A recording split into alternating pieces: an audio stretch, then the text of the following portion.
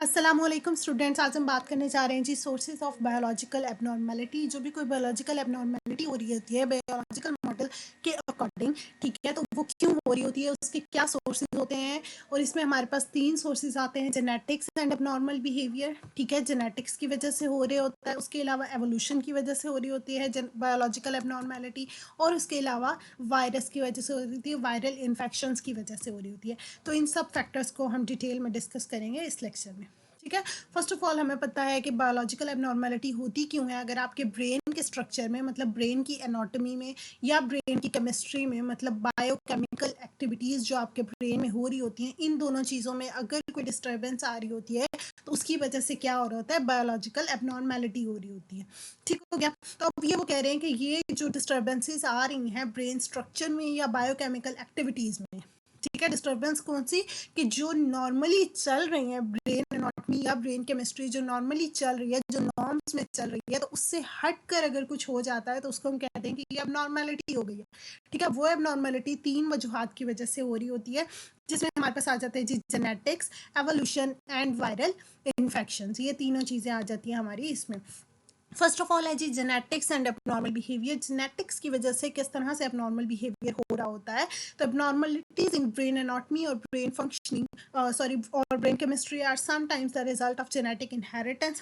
कभी कभार इस तरह होता है कि जो भी कोई एबनॉर्मलिटी आ रही होती है ब्रेन एनाटॉमी या ब्रेन केमिस्ट्री में, वो किस वजह से होती है, जेनेटिक इनहेरिटेंस की वजह से होती है। ठीक है, कोई ना कोई गलत जीन जो है वो इनहेरिट हो जाती है, ठीक है, आगे जनरेशन टू जनरेशन जो है वो ट्रांसफ़र हो जाती है, पेरेंट्स से आगे डॉटर सन है उनमें ट्रांसफ़र हो जाती है, जिसकी वजह से एबनॉर्मल बिहेवियर हो रहा होता है। ठीक है, हमें पता है कि हमारे बॉडी में हर सेल में 23 पेयर ऑफ क्रोमोसोम्स होते हैं। ठीक है, हमारे ब्रेन और बॉडी सब में 23 पेयर ऑफ क्रोमोसोम्स होते हैं, और इसमें क्या होता है, हर पेयर में एक क्रोमोसोम मदर की तरफ से होता है और एक क्रोमोसोम फादर की तरफ से होता है। ठीक है, तो अब 23 पेयर्स हैं, तो मतलब टोटल कितने क्रोमोसोम हो गए, 46। ठीक है, तो इसमें 23 जो है वो मदर की तरफ से होगा और 23 फादर की तरफ से होंगे। ठीक है, तो ये दोनों की तरफ से इनहेरिट हो रहे हैं, एक मदर की तरफ से एक फादर की तरफ से। अब इन दोनों पेयर्स में किसी भी क्रोमोसोम में अगर कोई इशू होगा, चाहे वो मदर की तरफ से हो चाहे वो फादर की तरफ से हो,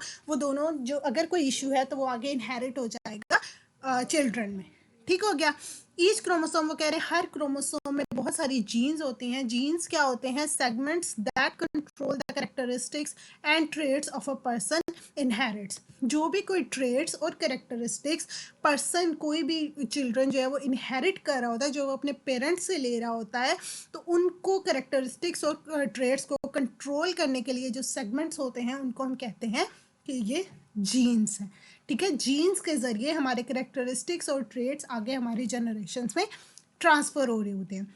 ओवरऑल वो कह रहे हैं कि हर सेल के अंदर 30,000 जीन्स होते हैं। ठीक है, 23 पेयर ऑफ क्रोमोसोम होते हैं हर सेल में और 30,000 जीन्स होते हैं।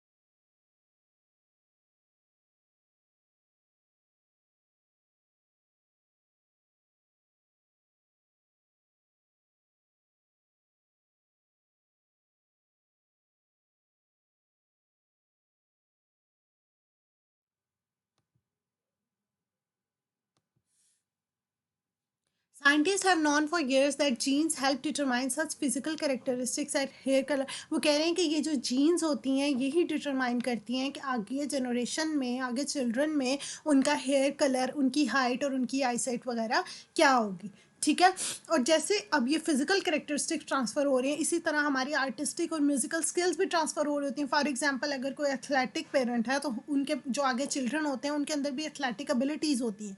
ठीक है। अब ना सिर्फ ये एबिलिटीज़ और ना सिर्फ ये करेक्टरिस्टिक्स ट्रांसफ़र होते हैं, जीन्स में हमारे पास डिजीज़ भी ट्रांसफ़र हो रही होती हैं। ठीक है। जिस तरह के हार्ट डिजीज़ है, कैंसर है, डायबिटीज़ है, ये सब क्या है, इनहेरिटेंस में जा रही होती है। अगर आपके पेरेंट में डायबिटीज़, कैंसर वगैरह है तो वो कुछ जीन्स इस तरह होंगे कि जो अपने साथ ये सारी चीज़ें अपने आगे जनरेशन में भी ले जाएंगे, आगे children में भी ले जाएंगे। ठीक हो गया।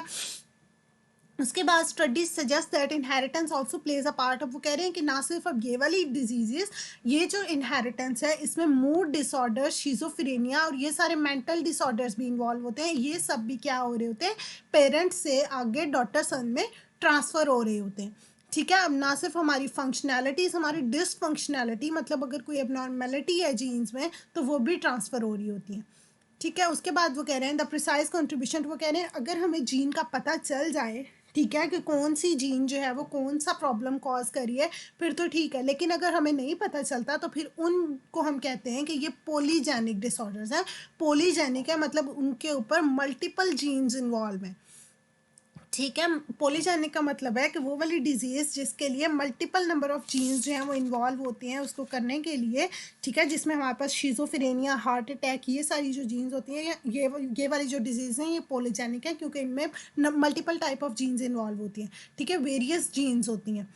अच्छा जी। उसके बाद लेकिन अगर हमें पता चल जाए, मोस्टली हमें पता चल चुका है ह्यूमन जीनोम प्रोजेक्ट की वजह से, काफ़ी ज़्यादा डिजीज़ का पता चल गया कि कौन सी जीन ट्रांसफ़र हो रही है और ये वाला मेंटल डिसऑर्डर कर रही है। और जब हमें पता चल जाए, और वो किसकी वजह से पता चलता है, मॉलिक्यूलर बायोलॉजी की वजह से वो जो है वो जान रहे हैं ज़्यादातर कि किस जीन से कौन सा मसला हो रहा है। तो फिर अगर उस जीन को प्रिवेंट कर दिया जाए, उसको रोक दिया जाए या उसको चेंज कर दिया जाए, तो इससे क्या हो सकता है, बहुत सारे मेडिकल एंड साइकोलॉजिकल डिसऑर्डर्स को कंट्रोल किया जा सकता है।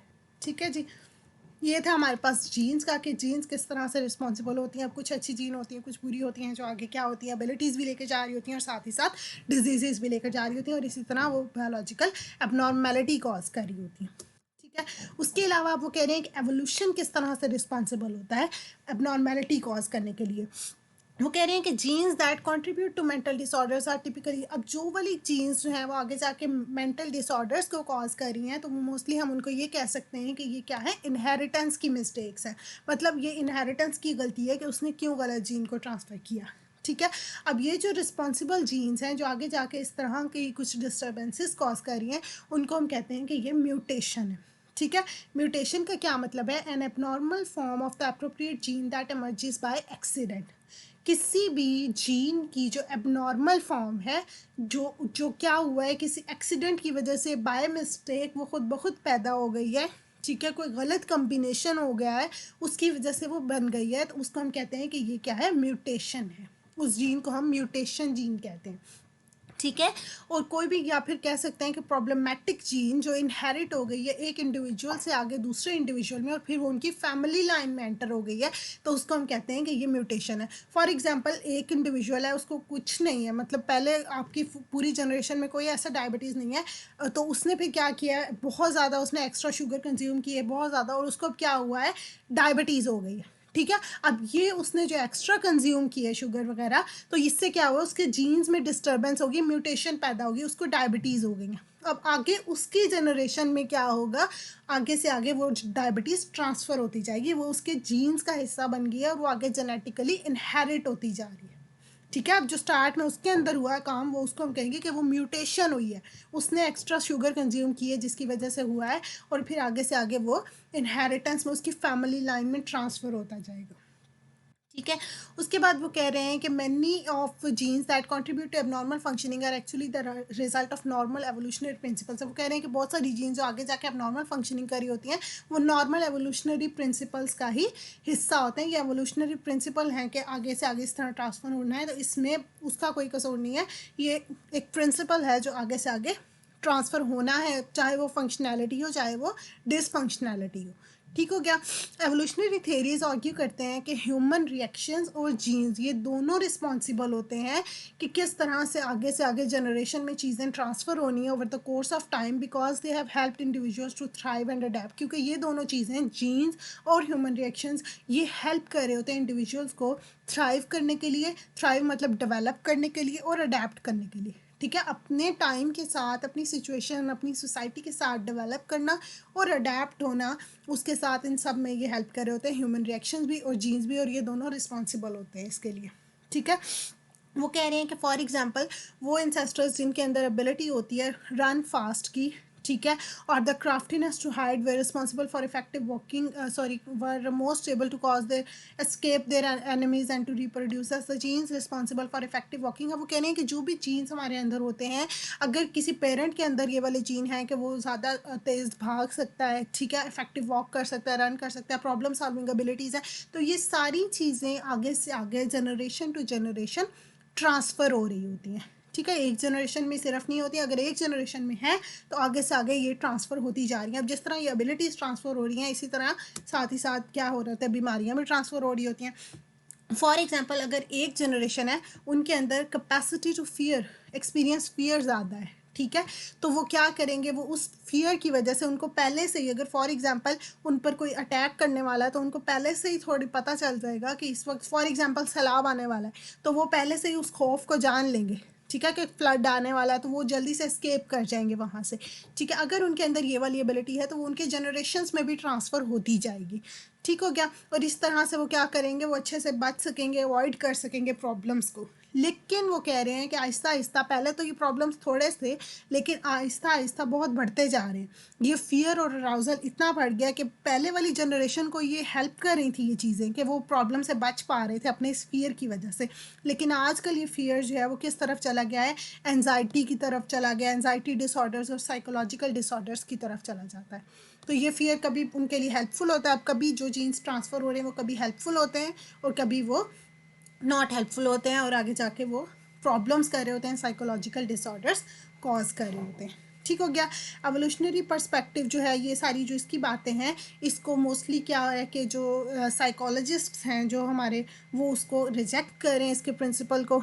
ठीक है, क्योंकि वो कह रहे हैं कि इसके ऊपर जो है वो साइंटिस्ट वो कह रहे हैं कि इसके ज़्यादा एक्सप्लेनेशन और चाहिए, इसके ऊपर ज़्यादा कोई वो नहीं कंडक्ट की जा रही, इसके ऊपर मतलब एक्सपेरिमेंट नहीं किया जा पा रहा। ठीक है, इस वजह से वो इसको अनअसेप्टेबल कह रहे हैं कि ये एक्सेप्टेबल कॉन्सेप्ट नहीं है। लेकिन फिर भी genetic discoveries and insights have grown interest in the possible causes of genetic differences. वो कह रहे हैं लेकिन फिर भी ये एवोल्यूशनरी थेरीज जो हैं उसको फिर भी काफ़ी कॉन्सेप्ट वो अटेंशन दी गई है, उनके अच्छे कॉन्सेप्ट्स हैं, लेकिन उनको साइकोलॉजिस्ट जो हैं, जो एवोल्यूशनरी मतलब यहाँ पे अब जो प्रेजेंट साइकोलॉजिस्ट हैं, साइंटिस्ट जो हैं, वो इसको अनअसेप्टेबल कह रहे हैं। ठीक हो गया, लेकिन स्टिल एवोल्यूशनरी जो है, एवोल्यूशन जो है वो भी क्या कर रहा है, रोल प्ले कर रहा है अपना एबनॉर्मल बिहेवियर में। ठीक हो गया। लास्ट वन हमारे पास आता है जी वायरल इन्फेक्शंस की, किस तरह से वायरस जो है वो वायरल इन्फेक्शंस इन्वॉल्व है एबनॉर्मल बिहेवियर को कॉज करने में।